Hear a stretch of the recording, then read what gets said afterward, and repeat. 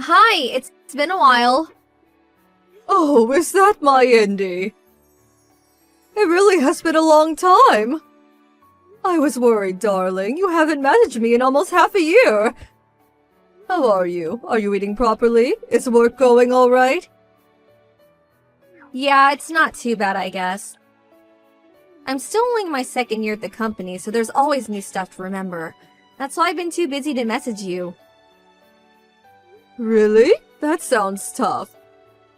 Be careful you don't overwork yourself. I don't want you getting sick, sweetie.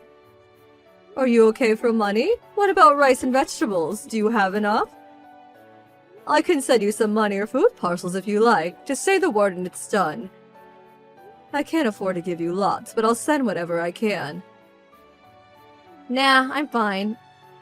I have a job and make my own money now. Besides, I can buy my own rice and vegetables. You don't have to go out of your way to send me anything. I'm fine on my own. I don't really eat much of that sort of these things anyway. Oh, I see. Well, I'm really happy to hear you're doing well, honey. But if you ever do need anything, you will tell me, won't you? I'd really like it if you just showed your face at the house sometimes, too. Even if it's just for Christmas and birthdays. I miss you, you know. Listen, Mom, I have something more important to talk about. Do you mind if we change the subject? Oh, of course. Look at me getting all overexcited not letting you get a word in edgeways. Of course, honey. Go ahead. What is it? Well, it's like this. I'm getting married. What? Married? Yeah, to my boyfriend. We met at a work party. That was a year ago, though. We've been dating ever since. I never told you about him. Wow, Indy, I can't believe it. I'm so happy for you. I can't tell you how much this means to me. I'll admit I'm a little surprised, but let me assure you, I'll be celebrating for you tonight with a glass of red. The wedding's planned for 6 months from now, but the thing is, I don't want you to come. What? My fiancé is the son of a very rich man who runs a major company. He's intelligent, has a great personality, is good at his job. He's just amazing. I couldn't ask for more. His parents, too. They're kind, always look smart and well-dressed, are stinking rich, and are just all-around wonderful people.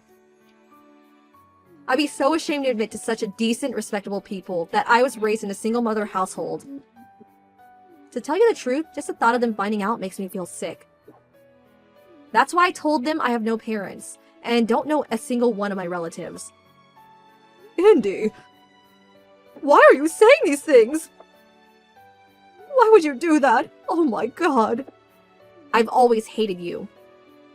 You're scruffy and unkempt. You have no fashion sense. You slave away at your minimum wage job to bring home what amounts to nothing more than pocket change. I hated that cheap, shabby old house we lived in, too. I could never bring friends over because I felt so embarrassed. I hated it all. What? I had to endure so much, and the moment I tried to complain, I was told that it just couldn't be helped because we were poor. My clothes and school supplies were always either secondhand or handouts from people in the neighborhood. Throughout my whole childhood, I don't remember ever being bought anything that was actually new. You never came to sports days or parent evenings because you always had to put so many hours in that crappy job of yours. I was so lonely. I felt absolutely pathetic. It's true, I was always busy with work, and you did have to endure things most other children didn't. Which meant I didn't always have the time to give you the attention you deserved, and I understand that must have made you feel very isolated and lonely. I accept everything you say. I'm so sorry, Indy, truly I am. But all of it, everything I did was so that one day I could afford to send you to a good college. I did it all with your future in mind. I did it because I wanted you to lead a happy, fulfilling life. I never asked you to do any of that for me. This is just patronizing. You put me through all that and then have the nerve to act like you were doing me a favor? Indy. I guess I am grateful that you sent me to a good college. It did mean I was deprived of a normal childhood, though. I'd either be stuck in my room studying or out working part-time while all my friends were out having fun and meeting people. Without going to college, I wouldn't have landed my current job or met my fiancé. I guess all things considered, on balance, I am willing to call it even. That means there's no ill will, but no positive sentiment either. A flat 0. I guess that makes us more or less strangers. I think it's time for me to cut you out of my life. Cut me out of your life? Why? I'm gonna be the wife of the CEO of a major company before long. That means I'm moving up in the world. You, on the other hand, are still broke, still working that crappy job, still in that decrepit old house. How can I let people know you're my mom? It's embarrassing. Me and you are a mismatch. Socially, financially, we just don't mesh. You get me? That's why I'm cutting you out of my life. Never attempt to contact me again. This is my chance to finally be happy and live the life I always dreamed of. Don't you dare get in my way. I see. If that's what you want, Indy, then there's nothing I can say. It's your life and you should live it as you see fit.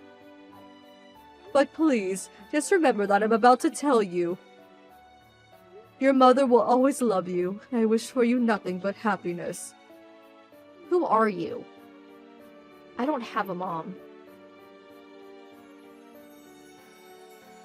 Hey. How's it going? It's Indy. Indy, it's been forever. It must have been, what, 2 years by now? How have you been? How's the married life? Are you happy? Yeah, I'm doing okay, thanks. Listen, there's something I want to let you know, or rather ask of you.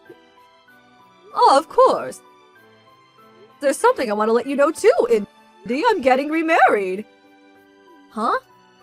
You see, I felt like a weight had been lifted from my shoulders after you went off to live your life. I suddenly felt filled with energy. So I committed to building a new life for myself. I started going to a local ballroom dance club in the neighborhood last year. I've been toying with the idea of giving it a try since forever, but I was so busy with work I never really got the chance. You? Ballroom dancing?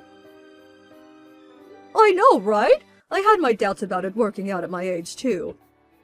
But when I plucked up the courage and actually went, I had a whale of a time. I made lots of friends there, too. Now we all go out for drinks regularly. Anyway, me and one of my dance partners started getting along really well. We realized we had the same interests, similar personalities. His name's Donald Silverstein. His wife passed away 3 years ago, and all of his children have flown the nest and have their own lives to lead now. So he currently lives on his own. After we hit it off at the dance club, he invited me out to dinner. Then we got together, and after we dated for a while, he got down on one knee, popped the question, and asked if I'd do him the honor of spending the rest of my life with him. Isn't it just amazing? That's why, from next year onward, I'll be called Louise Silverstein. Just hold on a sec. Does Donald by any chance have a really, really big house? Or should I say a mansion? 3 floors, acres of garden complete with tennis courts and mountains? Huge, grand, and magnificent? Huh? How did you know? You're right, though. That's my Donald you're talking about. I actually went to his house for the first time recently after he proposed to me. It really is as amazing as you say. I almost fainted when I saw the gold-encrusted chandeliers. Luckily, his butler noticed I looked woozy and offered me a seat. His daughter was one of my classmates. Abigail Silverstein was her name. She tried to keep it on the down low, but everyone knew her dad was filthy rich. Word around school was he was a billionaire. If I had to guess, I'd say it's probably true. But I'm not marrying Donald for his money. It was his kindness and loyalty that I fell for. Neither of us are exactly spring chickens anymore, and we decided not to go into the trouble of having a wedding.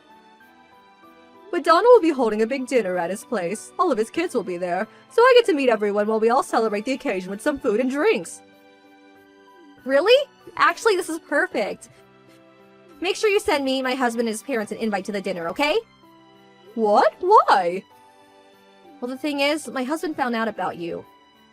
He found out I was lying about not having any parents. He also knows I was raised by a single mother and that I broke off contact with you. Him and his parents were furious when they found out. How could you be so cruel to your poor mother after she worked so hard to send you to college? You disgust me, to quote my husband. Really, I see. Now, him and his parents are giving me the cold shoulder. And the image of the perfect bride I worked so hard to cultivate was smashed to pieces in an instant. Nothing's been the same since. He says he doesn't even know whether he wants to carry on. Divorce was mentioned. That's why I want me and you to build some bridges. Actually, that's why I messaged you today. Build some bridges? By that, I take it you mean you want to reconcile and have me back in your life. Yeah, that's it. Let's do that. I need my husband and his parents to see that me and you patch things up and have a normal relationship. They have to know you forgave me too. That part's important. I think I can make them see that. They'll stop thinking about divorce. Besides, if you're married now, I'm not so embarrassed about introducing you anyway. Especially now you bagged yourself a billionaire. If anything, I'm actually excited. You're gonna score me some major points by having a husband that rich. Plus, I think me being related to someone like Donald can only be a good thing. Now that I think about it, the merits are endless. So what do you think? You'll invite us, won't you? Pretty please, with a cherry on top? Think of it as helping your daughter out. Oh, Indy, you see, the thing is, you're not my problem anymore. Huh? What does that mean? It means no. Why should I let you use my wedding dinner to get you out of being divorced? Me and Donald aren't your own personal tools to be used and manipulated as you see fit. You're an adult now. You have a job, you're married. You're well past the age where I fix your problems for you. You got yourself into this mess, so how about you get yourself out of it? How about you get yourself out of it? You can't go relying on your mommy forever. No, wait, please! Why not? What do you mean, why not? Because you reap what you sow, Indy. Liars always get found out. I mean, seriously, what did you expect to happen when you told your husband and his family you were an orphan? This was inevitable. And isn't it just a tad selfish of you to expect me to come crawling back to you the moment it suits you? After you cut me out of your life to present some phony, made-up image of yourself to your new family. I'd be embarrassed to introduce a daughter as shallow as you to my Donald. Oh my god! If you don't invite us, he might divorce me. All you have to do is let us show our faces for a few minutes. We'll leave after you meet him and his parents, I swear. Didn't you say you wish for nothing but happiness for me? It's true, I certainly did say that, and it's still true. But it's ultimately just that, a wish. I never once said I'd have anything to do with you again. Happiness is something you have to obtain on your own. Oh my god, come on, I'm begging you here. Do you have any idea how much trouble I'll be in if he divorces me? How hard I worked to get to where I am today? I finally managed to marry into money after all these years. This can't be how it ends, it can't! Mom, please, I'm begging you! Who are you again? I'm terribly sorry, but I forgot. What are you talking about, Mom? We were talking normally until just now. Mom! Mom? Oh, that's strange. I don't have a daughter. She showed no sign of giving up, so I had no choice but to block her in the end. I sold the house to move in with Donald, and with that, the cutting of ties was complete. After that, I got a message from Indy's husband. It said, "Please forgive me and my family for our rudeness. We would have contacted you immediately had we known about you." I thought it was a nice apology. Indy's relationship fell apart over the whole lying about being an orphan thing. Eventually, just as she feared, her husband divorced her. He kicked her out in the streets, and she had no choice but to move into the cheap old apartment she stayed back in college. Her standard of living was suddenly in the gutter, and with her life crashing and burning before her eyes, she was forced into long hours of overtime to keep up with the rent and student loan repayments. I also apologized to her ex-husband for the stress and inconvenience my daughter had caused him and his family. Since then, I haven't had contact with Indy, or anyone involved with later. A year later, me and Donald tied the knot. He and his kids are just darlings who are so very kind to me. I'm the happiest I've ever been in my life, and I'm filled with optimism for the future.